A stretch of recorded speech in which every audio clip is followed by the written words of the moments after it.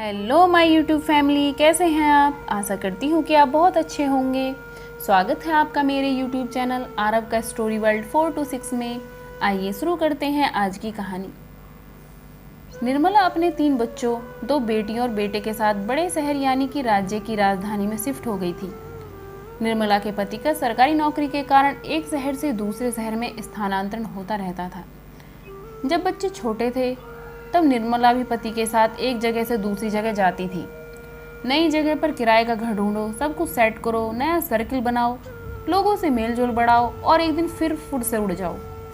अब बच्चियां बड़ी कक्षाओं में आ गई थी। अच्छे से पढ़ लिख सकें इसलिए निर्मला एक ही जगह पर रहना चाहती थी।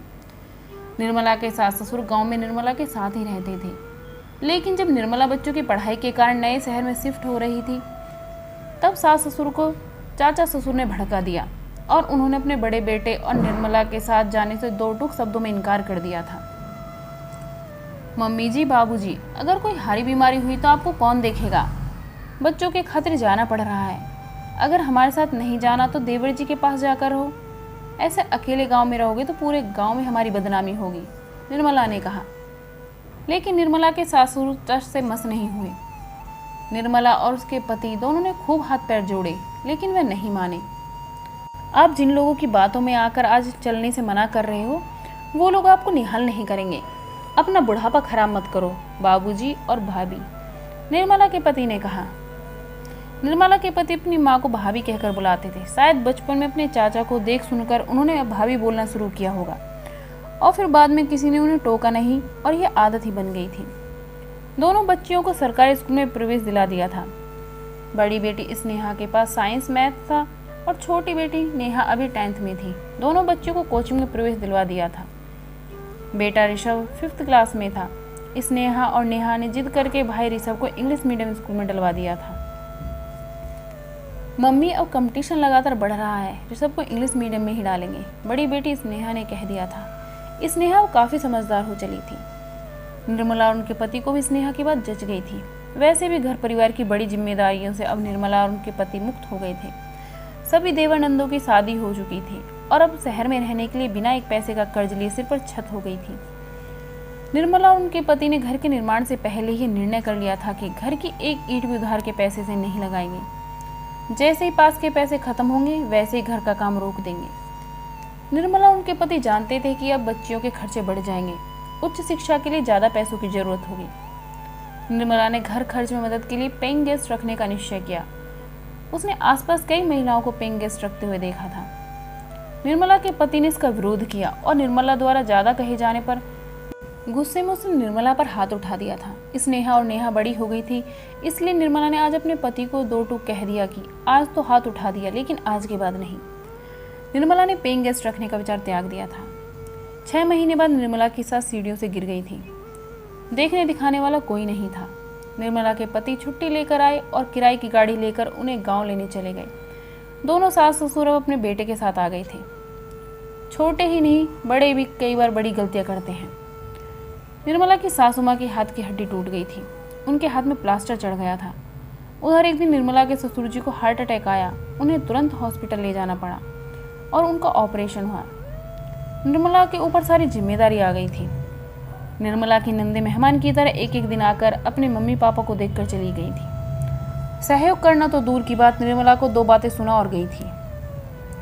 सबसे बड़ी नंद बोली कि माँ को दिन में कम से कम 2 बार दूध देना, बाबूजी को एप्पल तो मंगाकर दे दिया करो। दूसरी बोली कि निर्मला, बाबूजी के पैरों में अच्छे से तेल लगाकर मालिश किया करो। सबसे छोटी भी कहाँ पीछे रहने वाली थी। उसने कहा कि निर्मला, माँ बाबूजी की रोटी पर अच्छे से घी लगाया करो। बुजुर्ग आदमी को मुलायम रोटी चाहिए होती है। दीदी, जो हम खाते हैं वही सब कुछ मम्मी जी और बाबूजी को खिलाते हैं। बाबूजी दिल के मरीज हैं तो घी कैसे खिलाऊं। निर्मला इतना सा कहकर अपनी रसोई में चली गई थी। निर्मला खाना बनाती जा रही थी और उसके आंसू झड़ते जा रहे थे। तन मन और धन से सबके लिए किया और करती ही जा रही है, फिर भी उसे जरा से बीच नहीं, बल्कि सब उसे ही ज्ञान देने चले आते हैं। बीच वाली दीदी की तो आर्थिक स्थिति अच्छी ही है, खुद ही बाबूजी के लिए आज कुछ फल ले आती। ऊपर वाला सब देखता है। निर्मला के आंसू बदस्तूर जारी थे। देवर और देवरानी का तो वैसे ही कोई सहारा नहीं था। निर्मला और निर्मला के पति को अपने परिवार से न आर्थिक सहायता मिली और न ही भावनात्मक सहयोग। अक्सर ऐसा ही देखने में आता है, संयुक्त परिवार में जो ज़्यादा जिम्मेदारी उठाता है उसी पर जिम्मेदारी डाल दी जाती है। निर्मला की तपस्या जारी थी। उसे लगता था कि उसके अच्छे कर्मों का फल उसके बच्चों को जरूर मिलेगा। निर्मला के सास ससुर ठीक होने लग गए थे, लेकिन वृद्धावस्था में कुछ ना कुछ तो चलता ही रहता है। निर्मला उनकी अच्छे से देखभाल कर रही थी। निर्मला के पति भी अपनी नौकरी पर लौट गए थे। निर्मला की एक पड़ोसन अपने पति के पास शिफ्ट हो रही थी, क्योंकि उनके पति मधुमेह से पीड़ित थे, अतः उन्हें खाने पीने की बड़ी दिक्कत थी। उन्होंने निर्मला से निवेदन किया कि आप मेरे दोनों बेटों का 2 समय खाना खिला देना। आप जो अपने लिए बनाओ वही उन्हें खिला देना। आप मान जाओगे तो मैं बेफिक्र होकर चली जाऊंगी। जितने पैसे टिफिन वाले को देते उतने ही आपको दे देंगे, लेकिन आपके हाथ का खाना, घर का खाना तो माँ का खाना होगा। निर्मला ने उन्हें हाँ कह दिया था और पहले 2 टिफिन के साथ फिर निर्मला ने अपना टिफिन सेंटर शुरू कर दिया। निर्मला ने अपने पति को फोन पर बता दिया था। वह नहीं होने और निर्मला के बदले रूप के कारण निर्मला के पति ने कुछ नहीं कहा था। इस टिफिन सेंटर से होने वाली आय ने घर खर्च चलाने में बड़ा सहयोग दिया। निर्मला की बड़ी बेटी स्नेहा बॉर्नवीटा डालकर ही दूध पीती थी। निर्मला हमेशा राशन में एक बॉर्नवीटा का डिब्बा भी मंगवाती थी। वह कैसे न कैसे खींच तान करके एक डिब्बा बॉर्नवीटा तो मंगवा ही लेती थी। निर्मला ने अपनी छोटी बेटी को साइंस बायो दिलाया। वह उसे डॉक्टर बनाने का निर्णय बहुत पहले ही ले चुकी थी। निर्मला की बड़ी बेटी ने 12th के साथ ही राज्य द्वारा आयोजित की जाने वाली इंजीनियरिंग प्रवेश परीक्षा पास कर ली और इंजीनियरिंग कॉलेज में एडमिशन ले लिया था। तब तक कंबाइंड एग्जाम शुरू नहीं हुए थे। सभी राज्यों की अलग अलग प्रवेश परीक्षा होती थी। कुछ बच्चे तो हर राज्य के लिए फॉर्म भरते थे। निर्मला और उनके पति हर राज्य में बेटी को ले जाकर एग्जाम नहीं दिला सकते थे, इसलिए स्नेहा ने IIT JEE और अपने राज्य की प्रवेश परीक्षा का फॉर्म भरा था। बिना तैयारी के तो IIT JEE में चयन होने का सवाल ही नहीं उठता था। नेहा ने मेडिकल प्रवेश परीक्षा की तैयारी शुरू कर दी थी। 2 बार प्रयास करने के बाद अंतिम रूप से उसका चयन हो गया था। बेटियों की उच्च शिक्षा के लिए फीस, किताबें आदि के लिए निर्मला के टिफिन सेंटर से बड़ी मदद हुई थी। अरे भाभी, ये बॉर्नवीटा कौन पीता है? एक दिन घर पर आई हुई निर्मला की ननद ने उससे कहा था। अरे दीदी, स्नेहा पीती है। बिना बॉर्नवीटा के वह दूध नहीं पीती, इसलिए उसके लिए ला कर रखती हूँ। निर्मला ने अपनी ननद से कहा। भाभी, स्नेहा 20 साल की हो गई है। कुछ साल बाद आप उसकी शादी करोगे। ससुराल में कौन बॉर्नवीटा पिलाएगा? क्यों बेटी की आदतें बिगाड़ रही हो? बॉर्नवीटा लाना बंद कर दो, मेरी बात मानो तो। अपने अनुभव से कह रही हूँ, आपका अनुभव भी कौन सा भिन्न होगा? ननद ने कहा।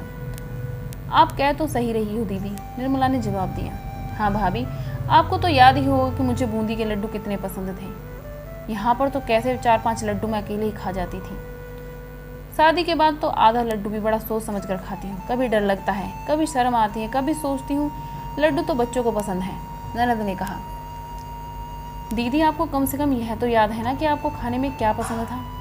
मुझे तो याद ही नहीं है कि मुझे खाने में क्या पसंद था, क्योंकि अब मुझे कुछ नापसंद ही नहीं है। घर में जो कोई भी नहीं खाता, मैं वह सब शौक से खा लेती हूँ। कभी कभी तो नेहा कहती भी है कि मम्मा, आप डस्टबिन हो क्या जो सब कुछ बचा कुचा खा लेते हो? निर्मला ने अपनी ननद को बताया। तभी तो भाभी आपको बोल रही हूँ, बेटी की आदतें मत बिगाड़ो। ससुराल में कैसे रह पाएगी? ननद ने कहा। दीदी, मैं नहीं चाहती कि स्नेहा के साथ भी वही हो जो आपके और मेरे साथ हुआ। निर्मला ने कहा। क्या मतलब भाभी? यह तो हर लड़की की कहानी है। सभी के खाने पीने का ध्यान रखने के कारण ही तो हमें अन्नपूर्णा कहा जाता है। अन्नपूर्णा है इसलिए तो हमें अपनी नहीं दूसरों की इच्छा का ख्याल रखना चाहिए। ननद ने कहा।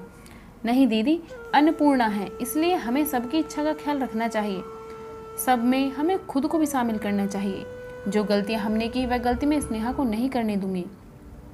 इसलिए स्नेहा के लिए बॉर्नवीटा लाना बंद नहीं करूंगी, बल्कि उसे इस काबिल बनाऊंगी कि जब तक बॉर्नवीटा पीना चाहे बॉर्नवीटा पी सके। निर्मला ने कहा। आप सही कह रही हो भाभी। तब ननद ने कहा था। आज सही में स्नेहा अपनी ही नहीं अपनी मम्मी की ख्वाहिश भी पूरी कर सकती है।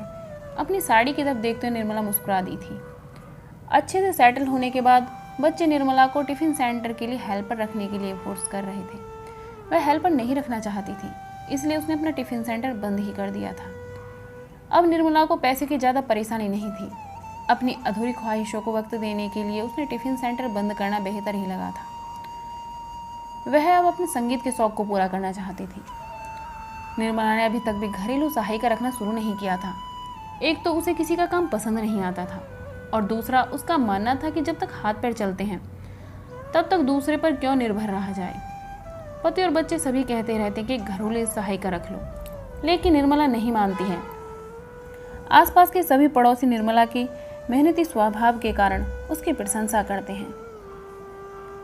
दोस्तों, अगर आपको ये वीडियो पसंद आई है तो वीडियो को लाइक कीजिए और शेयर कीजिए। अगर आप मेरे चैनल पर नए हैं तो मेरे चैनल को सब्सक्राइब कीजिए। Thanks for watching.